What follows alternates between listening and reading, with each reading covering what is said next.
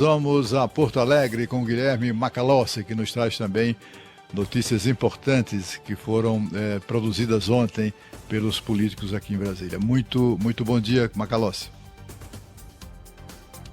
Bom dia, Cláudio Humberto. Bom dia, Thaís Freitas, ouvintes, telespectadores conectados aqui no Jornal Gente. Ontem, durante a nossa conversa com o professor Paulo Rabelo de Castro, eu comentei sobre o estudo do Tesouro Nacional que aponta um crescimento nas despesas obrigatórias do país na média de mais de 3% ao ano até 2034.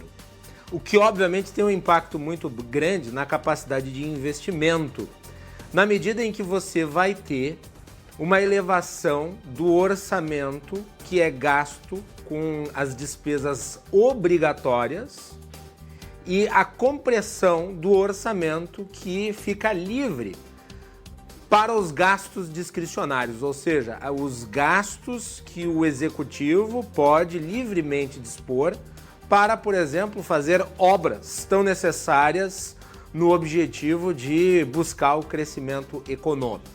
Então, enquanto o gasto obrigatório se expande, o gasto com investimentos acaba sendo asfixiado.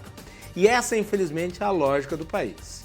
Sem um orçamento livre para investimentos, não há como se planejar desenvolvimento econômico. E esse é um drama que precisa ser enfrentado. Mas ninguém parece disposto a fazê-lo. E aqui eu vou dar um exemplo. Ontem, a Câmara dos Deputados aprovou um projeto, e agora isso segue para o Senado Federal, que trata do reajuste salarial dos funcionários do governo federal. O texto foi aprovado por 388 votos favoráveis e apenas 43 votos contrários. Então, note, neste tipo de pauta, as divisões políticas se anulam. Quase não há aquilo que muitos descrevem como polarização. O texto estima os seguintes impactos orçamentários: 18 bilhões de reais já para 2025, 26,8 bilhões para 2026, 29,2 bilhões para 2027, ou seja, somando o impacto orçamentário dos 3 anos fiscais que eu mencionei, nós teremos um total de 73 bilhões de reais apenas com esta lei aprovada na Câmara dos Deputados. Portanto, Cláudio Humberto, Thaís Freitas, ouvintes e telespectadores, não há arcabouço fiscal ou regra do teto de gastos que resista a tamanha capacidade de gerar despesa que o Congresso parece estar disposto, diante do lobby irresistível de certas categorias que exercem enorme influência no setor político em nível federal. Este Congresso Nacional, a sua legislatura atual, provou em mais de uma ocasião que tem um flanco exposto, aberto para esse tipo de pressão e parece permanentemente com as costas voltadas para os pagadores de tributos, estes que são assacados no contra-cheque do INSS, Thaís Freitas. Pois é, olha, Guilherme Macalossi, Cláudio Humberto, quando a gente fala desses assuntos todos, primeiro, parece que a gente está aqui num país muito rico, né? Está sobrando dinheiro. O dinheiro está ali. Me lembra muito o que aconteceu no fim da gestão anterior na Argentina, em que o governo de plantão ali do momento, com Alberto Fernandes, também não sabia mais de onde tirar benefícios, benéfices, auxílio isso, auxílio aquilo, não deu certo por lá. Agora, quando a gente vê o Congresso tomando decisões importantes, e ontem foi um dia relevante, com alguns avanços de projetos, tanto em comissões quanto em outros já mais de forma definitiva, como no caso do licenciamento ambiental. Daqui a pouquinho a gente vai falar a respeito disso. Só que a CPI ou a CPMI, que poderia investigar o INSS, continua travada e nada anda. O Cláudio Humberto já falou a respeito disso aqui nessa semana, né, Cláudio? Exatamente, Thaís. A gente falou aqui, inclusive, das razões pelas quais o presidente da Câmara, o deputado Hugo Mota, tem sido muito criticado, né, por não aceitar a ideia de instalar, de cumprir o rito, né, parlamentar, de atender, afinal de contas, um requerimento assinado por expressiva quantidade, maioria de parlamentares, e instalar a CPI para investigar esse roubo aos aposentados. E uma das críticas deles em relação ao Mota é que ele tem um assessor parlamentar, uma pessoa muito ligada a ele, um paraibano, que é conhecido aqui, no submundo do poder aqui em Brasília como pelo apelido de Júnior do Peixe. Júnior do Peixe. Ele era secretário particular do presidente da Câmara e foi depois, saiu de lá para ser diretor dessa CONAFER, que é uma confederação nacional de agricultura, de empreendedores familiares. Inventaram ali uma denominação qualquer, e essa confederação é das mais beneficiadas nesse roubo do INSS. Só para se ter uma ideia, essa CONAFER tinha três associados num ano, no outro ano já tinha 40 mil, só para se ter uma ideia. E isso no governo Bolsonaro. Quando, no primeiro ano do governo Lula, essa empresa cresceu 20 milhões por cento. Eu nunca vi nem um percentual como esse ser citado em nenhuma hipótese, né? Cresceu o número de afiliados, né? Entre aspas. Ou seja, cresceu o número de aposentados que tiveram as suas aposentadorias descontadas sem autorização para mandar dinheiro para gente como essa, né? Como essas pessoas. Então, os deputados acham, já estão convencidos, muitos deles convencidos disso, de que o Hugo Mota não quer que aquilo de alguma maneira venha respingar nele próprio, né? E é preciso lembrar também das conexões que a gente percebe do partido de Hugo Mota com esse escândalo do INSS. A gente assistiu a notícia de que, a gente deu aqui, comentou a notícia da denúncia da senadora Damares Alves, que chamou a polícia, disse, tem aqui um monte de carrões, né, milionários e tal, que é do careca do INSS, você não vem buscar? E eles foram, né? Tiveram que ir, era uma senadora da República, né?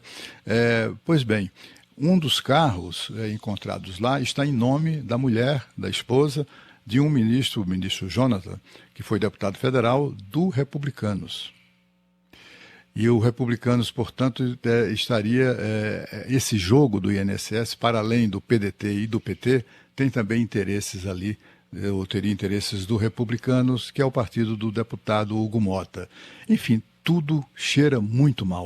O odor que exala de tudo isso é o pior possível, né? A gente assistiu o Tribunal de Contas da União segurar por um ano a denúncia, exatamente uma denúncia sobre o roubo aos aposentados. Não fez nada durante um ano. Tomou conhecimento. E quem é que faz parte do Tribunal de Contas? O ministro Jonathan, cuja mulher tinha um carrão lá aos cuidados do careca do INSS. E também o ministro Haroldo Cedrais, né, que tem, enfim, tem um nome assim ligado a questões como essa, a gente sabe disso, um nome muito frequente no noticiário desse tipo. Você sabe, Cláudio Macalossi, eu estava aqui pensando, Os né? tribunais... Oi, Macá, manda aí. Não, eu ia falar só que os tribunais de contas da União, infelizmente, eles se transformaram feudos colonizados pela classe política e a funcionalidade deles, que deveria fazer o assessoramento das contas públicas, infelizmente acaba sendo contaminada, o que leva a essas distorções, como o Cláudio mencionou. E eu, apesar de vocês serem eventualmente céticos em relação ao que eu vou dizer, eu vou lembrar aqui que, em relação à instauração da CPI, há jurisprudência do Supremo Tribunal Federal em relação a os regramentos para que elas sejam instauradas. Não depende de ato discricionário do presidente da Câmara ou do presidente do Senado Federal. Depende apenas de obter o número de assinaturas, de ter o enfoque da investigação e de ter o prazo da investigação. Tendo os 3 requerimentos atendidos, elas são automaticamente instauradas. Eu vou mencionar aqui a jurisprudência, os 2 casos anteriores, que é a CPI do caos aéreo e depois a CPI da pandemia. Olha, fosse eu parlamentar da oposição, eu levaria esse caso ao Supremo Tribunal Federal. Só para ver qual que ia ser o resultado, porque foi dessa forma que foi instalada a CPI da Covid, não é? Durante a gestão anterior. Só por curiosidade, Foi. qual seria a decisão do Supremo? Esses deputados e senadores que hoje estão na oposição, eles eram governistas, né, na época do Bolsonaro, na época da pandemia, quando foram ao Supremo. Vem cá, o Pachecão lá, o Rodrigo Pacheco, se recusa a instalar a CPMI. E aí o ministro Barroso foi lá e determinou, tem que instalar e tal, né? E aí instalou. Aí o Pacheco, que tinha compromissos com a oposição ao governo Bolsonaro, o que é que ele fez? Para se vingar da iniciativa dos deputados na época governistas, hoje na oposição, o que é que ele fez? Ele nomeou uma maioria oposicionista para compor a CPMI. Nomeou, inclusive, o presidente e a relatora de oposição. E aí deu no que deu. Inclusive os nomeados para a CPMI da Covid nem sequer tinham assinado os requerimentos de apoio à sua criação, só para você ter uma ideia da virada de jogo. É o que mais há uma expectativa, sabe, Macalossi, nessa direção, é que de alguma maneira eles vão aplicar um novo golpe de mão. Até porque, mais do que o Rodrigo Pacheco, o atual presidente do Senado, Davi Alcolumbre, tem um rabo presíssimo, né? Com muitos pregos ali, né? Com o governo e, portanto, não se acredita que ele vá instalar a CPI. Se o fizer, ele acabou de ter um aliado político democrático dele indicado para a presidência da Codevasf. É isso, ele é um caçador profissional de cargos.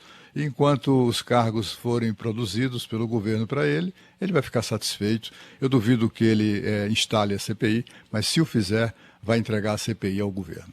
Vocês sabem, meus amigos, a gente está aqui nessa reta final da declaração do imposto de renda, né? Então, pessoas físicas, normalmente quem faz a declaração é a própria pessoa, tem gente que recorre a contador, não quer ter trabalho, enfim. Mas para quem faz a própria declaração, como eu, por exemplo, não dá um medo de você escrever alguma coisa errada ali? Puxa, será que eu vou me enganar nesse número? Vou esquecer de alguma coisinha? De nada. Por exemplo, nota fiscal paulista, que às vezes a gente tem ali a cada semestre um bônus de R$12. Tem que declarar. Esqueci. Será que a Receita vai me pegar, vai me colocar na malha fina? Todo mundo tem medo de fazer alguma bobagem naquele monte de formulário. Como órgãos de controle, como Receita Federal, como COAF, como Tribunais de Contas, não perceberam que empresas partiram do zero para 200, 300, 400 milhões de faturamento sem nenhuma estrutura, sem funcionários, sem sede administrativa. Algumas delas tinham ali a sua sede, beberam e deixaram quieto, né? Foram abduzidos, né? Porque muita gente sabia disso, né? É chocante a gente ter tomado conhecimento antes do aparecimento dessa figura do Júnior do Peixe, né? Que o Tribunal de Contas da União recebeu a denúncia, tinha conhecimento do roubo aos aposentados, um ano antes de vir a público. É impressionante. O ministro Haroldo Cedrais, por exemplo, eu já trouxe aqui a informação antes, ele agiu exatamente para evitar que o assunto fosse tratado nas sessões plenárias do TCU. 5 vezes, houve por 5 ocasiões recursos de advogados, de aposentados, etc., e simplesmente foram tirados de pauta. Tinham que ter sido apreciados e não foram, por iniciativa sempre desse ministro. Não é estranho? Quer dizer, tem muita gente que precisa prestar contas dos seus atos, né? Além dos ex-dirigentes afastados do INSS e também do ministro e do ex-ministro da Previdência, o atual ministro da Previdência. Muita gente tem que explicações a dar, como esses ministros do TCU que surgiram nessa história, né? Como os órgãos de controle. Que Controladoria Geral da União é essa que só controla a porteira arrombada depois da porteira arrombada, né? Não tem controle nenhum. E, assim, eu duvido que um órgão como a CGU não tenha uma estrutura capaz de detectar roubos dessa natureza. Estamos falando, minha gente, olha, um negócio assim que cada vez mais me impressiona. Estamos falando do maior roubo em número de vítimas da história da humanidade. Alguém já ouviu falar que pode de um roubo que nesse caso pode chegar ali de 7 a 9 milhões de vítimas, roubo. Não foi assim uma coisa genérica de desvio de dinheiro público, né? Não foi ali, não, os caras roubaram da Petrobras lá nos governos do PT, roubaram 6 bilhões e foram recuperados tanto, ali é dinheiro público, mas é uma coisa meio genérica, né? Porque para muita gente dinheiro público é dinheiro de ninguém. Estamos falando, na verdade, de um esquema que roubou a pessoa física, praticou um roubo que pode chegar a 9 milhões de vítimas.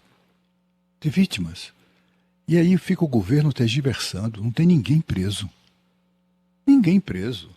Aí fica o governo passando a mão na cabeça tirando do foco das investigações o sindicato, porque o vice-presidente é irmão do Lula. Tira outra, a CONTAG, porque é ligado ao Partido dos Trabalhadores. O presidente é irmão do deputado do PT, mas também a organização é historicamente ligada ao PT. Então não vamos investigar e tal. Essa CONTAG, ela faturou 2,5 bilhões num curto espaço de tempo, tirando dinheiro dos aposentados. Vai ficar por isso mesmo? Ninguém vai em cana? Não é estranho? É assim, o que a gente assiste em Brasília é a produção em série de factoides, como esse, por exemplo, do fim da reeleição. É um bom projeto, pode ser bom para o país, tomara que seja aprovado, mas eles estão ali, uma busca desesperada por factoides, para desviar a atenção.